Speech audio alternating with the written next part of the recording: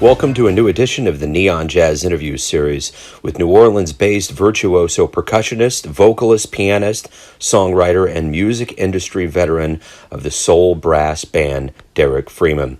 He talked about his 2019 CD called Levels, done with his soul brass band. This is a great New Orleans brass band steeped in the tradition that also plays the perfect party. Originally from Houston, his work includes 20 years of percussion for Kermit Ruffins and the Barbecue Singers, and a handful of other prominent New Orleans bands, and his touring and recording credits with a long list of internationally cherished bands and musicians, acting and voice credits in TV and film, most notably Treme on HBO. He's etching great paths, so please get to know him and dig this interview, my friends. So, Derrick, thanks for taking a minute out from Neon Jazz, man. I appreciate it. Of course. So let's go ahead, and we're gonna dive into all kinds of aspects of your life between music and film and TV. But let's talk about your 2019 CD Levels. And I want to know from you, what was your artistic vision with this project? That's a great question. Well, I found it strange because we started a brass band, 4 years ago or so, soul brass band. But most of us are jazz musicians at the core, and we've all dabbled in hip hop and funk and all kind of other genres, of course. But when we started the brass band, it just kind of took off and it became our lives, for the last few years. And so people have been asking me to make a brass band record, and I'm like, at first I was like, yeah, it's a no-brainer. But the more I thought about it, I'm like, but does anybody actually want to hear that? Because nobody really buys brass band records outside of, Rebirth and maybe Soul Rebels. I don't think of anybody that actually sells brass band records. I was thinking from a fiscal, because as an independent artist, I put out so many records on my own. You know what I mean? So I know the value I know the cost versus the value. You know what I'm saying? So sure. I knew what it was going to cost for us to really make it the way I wanted to make it, and I didn't think it was going to be worth it, honestly. So we took it as sort of a challenge to okay, how do we make a record as a brass band, and still represent ourselves the way we want to and represent New Orleans and all those different things, and still have it be part of the culture, but be something new that people want to listen to. So it'll encourage people to buy it. You know what I mean? Sure. Which is the whole point initially. I mean, and then so I went into it with a more of a mission, just to get it done for a purpose, and not really had any artistic vision going into it at first. At least that's what I thought. I was like, we're just going to do it and get it out the way, and then we can keep making the records we want to make. You know what I mean? Absolutely. That's how, because that was just my connection from brass band, street brass band, stage brass band, to studio brass band. It just didn't translate or correlate to me, based on all the things I've done in the studio before. Yeah. So with that being said, then it was like, all right, okay, well, let's try to do it. And it just so happened, our friend Ben Alman, who I'm sure from Galactic, who has produced a lot of records, including some of the Vocalist and Trombone Shorty of late. We're friends for over 20 years, and often collaborate with him, at least use each other as ears on various projects, not necessarily working together, but just kind of hey, check out, hey, I got an idea for that. So those type of collaborators. But always wanting to produce music with me, and he was always like, I think you're better than me at that, so you don't waste your money on me, just do it yourself. He wasn't necessarily wrong in the context of hip-hop or whatever I was doing before. But when it came to brass band, he's like an expert at horns, it was like a no-brainer to get him to produce the record. Because I kind of really didn't even want to record it until right about now, until the springtime or early summer, to put it out for next year. And his timeline dictated that we had to do it.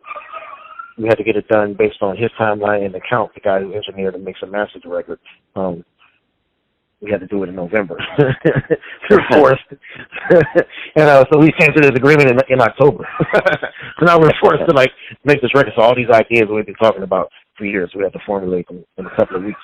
So we just had a bunch of writing sessions and got together and we wrote the songs. And then, it turned into the Levels, which is still not a brass band record.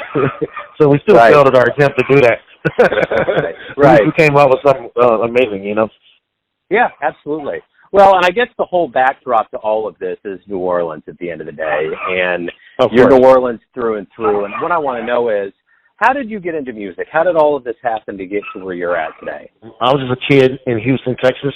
I'm from Houston originally, and I was very disruptive child, but I was gifted. Like I made straight A's, but I got F's in conduct. I was very disruptive.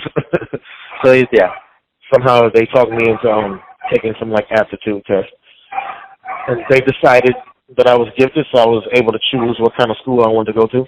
You know, this was like 1982, and I was 8 years old. They asked me about computers, and I had no idea what that was. They asked me about math and science, and I was like, yeah, I don't think so. You know, and they were like, what about music? You want to go to music school and sing and dance? I'm like, yeah, that sounds fun. Let's do that. So that's basically what happened. I was like 8, and I went to this elementary school called Parker Elementary. Well, I went to a lot of talented, great musicians, actually. I'm sure I've come to your station. We can talk about that later. But anyway, and I started playing piano, and then I got into band and played the horns and ended up playing drums and classical percussion and all that. I moved on and did it in junior high school. I got more serious about it. And then in high school, went to a performing arts high school where you could play classical music, classical percussion. And that was kind of my passion. And jazz is kind of the right thing to that. And then, you know, I started getting a lot of scholarships from colleges to come do their jazz programs. So that's how I ended up in New Orleans. I'm going to kind of segue into those musicians that, you know, you've been around, like Kermit Ruffins, and there's just been so many people that you've been around. It's almost like you go to New Orleans, you hit the ground running there, and you start getting around all these cats that are a part of that real deep fabric of New Orleans. So talk to me about how comfortable was that? Did it feel natural to get into New Orleans from Houston? Did it feel natural to get on the stage with these big stature cats? What was that like when you started out? It was sort of culture shock, but not really. I mean, Houston and New Orleans are very similar culturally anyway. You know, most of our families come from Louisiana anyway, so we kind of grew up eating the same food and whatnot. But anyway, I was well educated, you know, from the performing arts high school, so I was extremely confident when I got here in my abilities, and like, because I was more advanced at music theory than most like college freshmen and all that. So I thought I had an edge. So I was very confident, and then I got thrown to the fire pretty quickly. I found out how good I wasn't. But I was fortunate. But I came at a great time in New Orleans, where like all the elders, you know, people that we all love were still alive. You know, they were all older, but because I was connected to Ellis Marcellus and to Harold Baptiste, I had access to everybody. So to Danny Barker, to Walter Payton, to, you know, and then to the teachers I wanted, like Herman Riley and Shannon Powell and Johnny Vodakovich and all these great people. Like, I could just call them and go to their houses and hang out with them. It was just like a natural thing. You know, it didn't seem like it was a rare thing or it was like a present or a blessing at the time. It was just like, these are my teachers. These are the people I see every day. I just see Steve Mazzichelli every day. I just see Ed Peterson every day. I just talked to Ellis Marcellus, and it just so happens that like Ed Bradley's in there, and I just like had a conversation with Ellis Marcellus and Ed Bradley. This is something that would happen like monthly or weekly, you know what I mean? Like at age 18, 19, 20, 21. Like just getting all this knowledge from the older cats, not even recognizing it at that age, you know, like later in life, I figured out like, oh wait, and then like stories they told me would come to fruition, you know, as I got older and started to work as a musician. So I was really blessed at the time I came to New Orleans. Like I got thrown to the fire like pretty quickly with all the older cats, and they, you know, and they taught me the way, like, and they weren't like nobody sugarcoated anything, and everybody was very frank with me, and it was hard at first because New Orleans, I mean now it's way different. Like back then, it was harder as an outsider, you know. And like, even though we had like a little niche because there was a lot of kids from North Carolina and St. Louis and Texas and went to UNO, so we had all of us were kind of like trying to niche our way into the New Orleans music scene as outsiders. So it was just various ways you had to do that back then. I just got lucky and blessed because I just like got thoroughly introduced to all the right people who just taught me all the right ways to play the songs and how to be on gigs and the whole nine. And then, you know, was on sessions pretty early and figured out how the producing thing, the engineering thing, like it all came to me pretty early. So I was just very blessed. Really.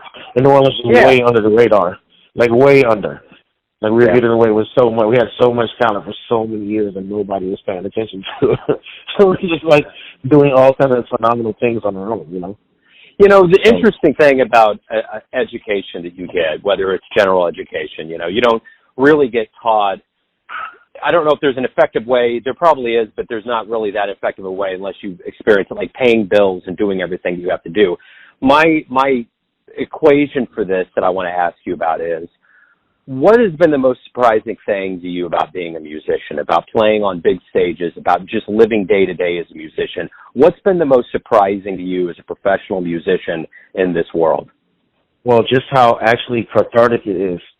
You know, there's like certain ailments I had, or like mental illness or whatever you develop later in life, or you figure out later in life that maybe you had the whole time, that the stage was masking. You know what I mean? Like, I had like this fear of crowds, and I get crowd anxiety, which is crazy because I've been on stage in front of like thousands of people my whole life. You know, when I'm in a crowd of 200 people, then I'm like freaking out. So that's a weird thing that music does for me. Like, it allows me to be in like a room with thousands of people, and it doesn't affect me, and I literally have a fear of that. You see what I'm saying? Yeah, totally. So that, for me, that's what it is. It's like literally heals me, like, daily. Like, it's the thing that keeps me sane, the thing that keeps me from not, you know, going off the deep end, or, you know, the whole nine. You know, the musician's life, you know how it is. So it's like trying to stay centered through all that is difficult at times. So that's what music does for me. It just keeps me centered, really. I think if we didn't have religion and music in this world, it'd be anarchy all over the place. That's probably a decent point. Really, realistically. I mean, I think about that with music even. I mean, there's a lot of people that you may not know that are big in the world that literally, if they didn't have music, they wouldn't feel grounded. So I totally understand that.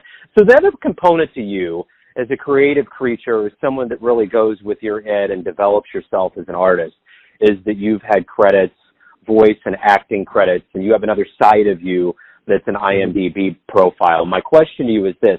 Talk to me a little bit about that desire, what you've done, and where you want to go with that part of your life. Yeah, also just a blessing just because of the schools I went to. I was afforded the opportunity to do musicals and plays. As a kid, we'd have small parts in the Houston Opera or the Houston Ballet, or you know, we'd be in the school musical or whatever. You know, like, drama was a class I would take when they offered it. Sometimes you could flip your major for like half a semester and do something else. I would always do the acting or the stage thing. It was like a natural thing for me. And so I was kind of trained actually in that a little bit, you know, on the stage. And earlier, like in my teens and my early 20s, I did a lot of that. And then I just, you know, like you said, I started having to pay bills, and I was a drummer at that point. That's just what the life I'm chosen. You know, whether I really want to do it or not, this is what I'm doing right now. That's how I'm paying the bills. So it's like, I don't have time to be in a play or to, you know, write a skit or any of that, you know, back in those days. And then as I got older, you know, how to diversify your time and you know, other talents you have inside you come out. And also because of the HBO show Treme that I was lucky to be in, like, they figured out that I could act. You know, when they're like, let's put him in a scene and see what happens. And they're like, oh, well, that's good. We should put him in some more scenes. And then somehow I did a scene where I just like snuck myself into the scene. This really happened. And I wasn't mic'd at all. And David Simon, I thought he was going to fire me, and actually they promoted me.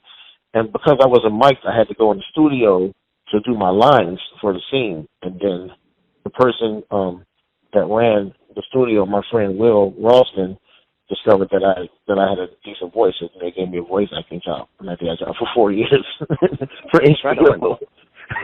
Wow, it was a great job. Like, I'm still friends with all those actors, and all of them are getting bigger, and they're in shows and stuff. So it's a fun small community here in New Orleans, but pretty viable. I mean, you know, a lot of my friends make a living at acting, you know, which wasn't a thing 15, 20 years ago. Just being afforded the opportunity. And, you know, because I could have done it when I was younger, but I never had any desire to move to Los Angeles or to New York, and definitely not Atlanta. So I just, you know, it was always there, the desire and the talent. Just the potential wasn't there until they started coming here and making shows here. And it was like, I'm here. You know? Yeah. So that's fun. So in a life dedicated to music and education that you've clearly been through, What was one of the first jazz shows you ever saw live that blew you away, that just floored you? Oh, I remember exactly. I was 14 years old. I went at the Arena Theater in Houston, the Chick Corea Electric Band with and Eric Marienthal was on sax and Frank Dembali on guitar, John Patitucci on bass, and of course Dave Weckl. And as a 14-year-old drummer, like Dave Weckl was like God. and we met him in Chick Corea and them signed our book, and John Patitucci and Dave Weckl signed our book. So I remember that vividly. I went with Chris Dave. Chris Dave, the drummer. He was there with me. He was maybe a sophomore or junior in high school, and David, I can't remember David. His name was a piano player, and LaRon Land was a great sax player. We all went together. My high school friends. You see Chick Corea Electric Band. Yep. You're clearly in the midst of your creativity and your career and doing what you do, and I just want to know in general, are you happy with where you're at with your career? Absolutely. Because I'm in full control now. That's the thing. That's the most difficult thing to do in this business, is to have control of your own life. You know what I'm saying? So whatever, it's a roller coaster. So whatever hills and pitfalls I deal with, it's all on me. So I can live with that. So I'm at a great place actually. So why do you love jazz? You're in one. The unique thing about being in New Orleans, I think about that with Kansas City. There's so many ghosts that reside within a city like that, like New York, New Orleans, and Kansas City. But you also have, like you said, too, a great scene. You have all kinds of cats that are still carrying the tradition on. So in a general sense, why do you love jazz? I don't know that I do. Did I say I love jazz? No, you did not. I just characterized you. I don't know. It's funny because this is one of those things where literally it's spent 20 years trying to distance myself from that, as to not be pigeonholed, you know what I'm saying? Hence the acting and the hip hop and all the other things, But if anybody ever asks me if I really have to answer the question truthfully, if they're like, what kind of musician are you? I'm like, I'm a jazz musician. You know what I mean? So it is a default thing with many of us, I think, down here. We started this whole conversation on, everything down here is just New Orleans music. So it's hard to quantify, you know what I'm saying? It takes a jazz skill, I guess, to execute certain things in the music, you know what I mean? But some of my favorite musicians in this town have no jazz chops, zero. You know what I mean? They're pure funk musicians, but they're the best in the world. It's hard to quantify being from here in that world, you know what I'm saying? I feel it's easier to define somewhere like New York, and definitely in Kansas City is easier to define, in my opinion. Yeah. Because everything is either jazz or it's country, you know what I'm saying? Yeah. Here it's very confusing as to what's what, you know what I'm saying? Sometimes what's going on at the jazz club is less jazzy than what's going on at the club down the street, which is known as the funk. You just never know. It's all too convoluted. This is my final question. Everything's going to boil down to this, and I want to know this. Everyone has a version or their interpretation on who they think you are. Your family, your friends, your fans. But you live your life. Who do you think you are? Wow, I don't even know how to answer that. I think I'm just a man who's figured out a way to live the life he wants to live without sacrificing values or having to give too much of myself by remaining under the radar for so many years. It's I feel like I'm a person who's ready for the life he's taken on. It's taken me this long to get here, and I envisioned it the whole time, but now I feel like I'm the man who's ready to execute the vision for myself, which is just to be, a pure entertainer and to spread the love and to keep the culture going. That's all. Right on. I like that. That's a great answer. Hey, man, thank you for taking some time out for Neon Jazz. Thank you for the music, and good luck with everything. Hopefully we'll see you swing through KC at some point. Oh, yeah, I'd love to come through. Thanks for playing this, and thanks for having me, man. I appreciate it. Thanks for listening and tuning in to another Neon Jazz interview, where we give you a bit of insight into the finest players in Houston, New Orleans, Kansas City, and spots all over the world, giving fans all that jazz. And thanks to Derrick for his time, his music, and his cool. If you want to hear more interviews, go to Famous Interviews with Joe Domino on the iTunes Store. Visit Neon Jazz at youtube.com, and for everything Neon Jazz all the time, go to the neonjazz.blogspot.com. Until next time, enjoy the jazz, my friends.